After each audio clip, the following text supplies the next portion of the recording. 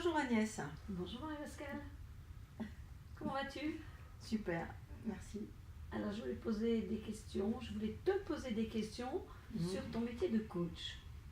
Qu'est-ce qui t'a orienté dans cette direction? Ce qui m'a orientée dans cette direction,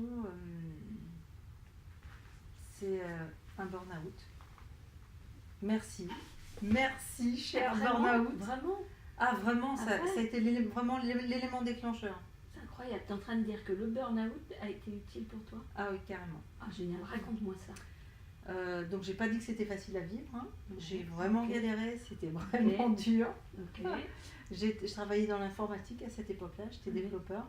J'avais pas mal de pression sur les épaules, j'avais l'envie de bien faire, de faire du travail sérieux, d'être valorisée, d'avoir mon augmentation fin d'année, répondre aux, comment ça s'appelle, les entretiens d'évolution tous les ans.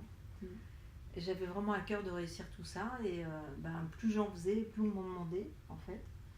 Et avec mon petit côté perfectionniste en fait, j'ai pas réussi à m'arrêter. Je me suis remise en cause plutôt que de remettre l'entreprise en cause. Parce qu'au final, c'est un problème d'organisation. Quand on a de plus en plus de travail, que les effectifs se réduisent, est-ce que c'est de ma faute vraiment? Et j'ai tout pris pour moi, et donc je suis bien partie en burn-out, ouais, c'est vrai. Mais donc ça a été l'élément déclencheur, c'est-à-dire que à partir de là, je me suis posé tout un tas de questions. Donc j'ai eu 2 mois d'arrêt de travail, après j'ai repris le travail, mais c'était plus du tout comme avant, j'avais envie, je me disais je vais pas pouvoir rester ici, c'est pas possible, je me sens pas bien. Donc j'ai commencé en fait à me former, à entendre parler de développement personnel. La formation de gestion du stress que je réclamais depuis déjà plusieurs mois, mon entreprise me l'a offerte. Super. Et j'ai rencontré la première coach de ma vie qui m'a un peu ouvert les yeux. Et donc j'ai commencé à me former. J'ai compris que je pouvais moi-même changer ma vie, que ça dépendait pas exclusivement des gens autour de moi. D'accord. C'était la première fois que tu entendais parler de ça? Ouais. J'ai commencé à faire un petit peu de PNL. Ensuite, je me suis mise à regarder un peu les vidéos de David Laroche. J'ai quitté mon entreprise. Et j'aurais dû à ce moment-là, ça aurait dû être parfait. J'avais un gros problème, ce travail qui me stressait. Je quitte ce travail, je me disais tout devrait être parfait. Et non, je continue de descendre, la confiance en moi qui descend. C'était presque pire. J'exagère à peine, mais bon. Et jusqu'à ce qu'il y ait un événement particulier, en fait, qui m'a fait prendre conscience que, en fait, j'ai voulu prendre la parole. Il y avait des professeurs, il y avait mon fils, il y avait mon compagnon. Et quand j'ai pris la parole, en fait, mon fils, il m'a interrompu, il me dit mais qu'est-ce qui t'arrive? On n'entend rien de ce que tu dis, maman. Et donc là, j'ai vraiment pris conscience qu'il y avait un gros problème et qu'il fallait que ça s'arrête, il fallait absolument que je fasse quelque chose. Donc j'ai cherché sur internet, je suis tombée sur une formation de David Laroche. Justement, il y avait le témoignage d'une personne que j'avais connue dans un stage de PNL. J'ai signé et je suis partie comme ça, mon premier stage. Et en fait, je crois que je ne me suis pas arrêtée depuis. Je continue. Quand tu dis que tu t'es pas arrêtée, je me fais des formations. Oui, de me former moi-même personnellement. Pendant quelques temps, je ne savais pas trop ce que j'allais faire. J'étais au chômage, j'ai cherché. Je suis passée par la vente à domicile. Super école au niveau de la communication. Enfin, moi, ça m'a beaucoup aidée de reprendre confiance en moi, me mettre à parler à des gens que je connaissais à peine dans des démonstrations, des choses comme ça. Et puis plus tard, je me suis dit mais non, mais c'est absolument le métier de coach que je veux faire. Je me suis engagée dans l'école de David Laroche et c'est comme ça que je suis devenue coach. Et alors, qu'est-ce que c'est que tu aimes dans le métier de coach? Ce que j'adore, c'est de voir les gens transformer un challenge. Ils arrivent avec une difficulté, ils sont en boucle sur leurs problèmes.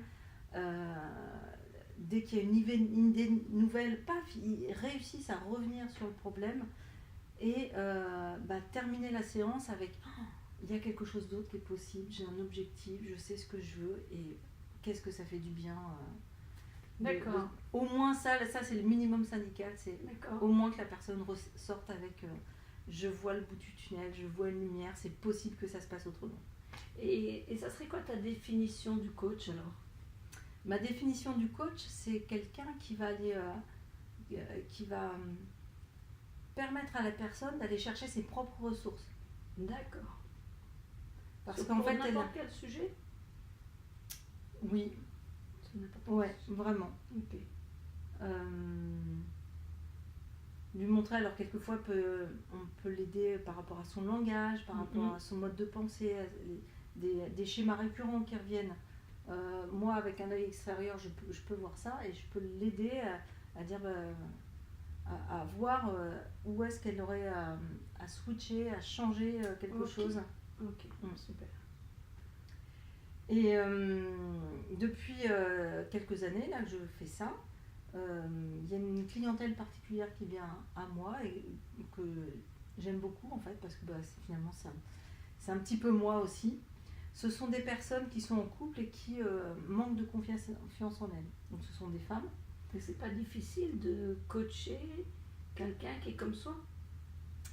C'est la version de moi il y a quelques années. Ah d'accord, je comprends mieux. Même si je suis toujours en progrès, hein, j'ai toujours des endroits où j'ai à progresser et j'apprends sans arrêt. Mon mari m'aide bien. Et donc, pourquoi j'ai choisi ce public-là? Parce que, en fait, nous les femmes, on a tendance un peu à être au service du mari, au service des enfants, au travail. Et on a tendance aussi à s'oublier et parfois même aussi à se sacrifier.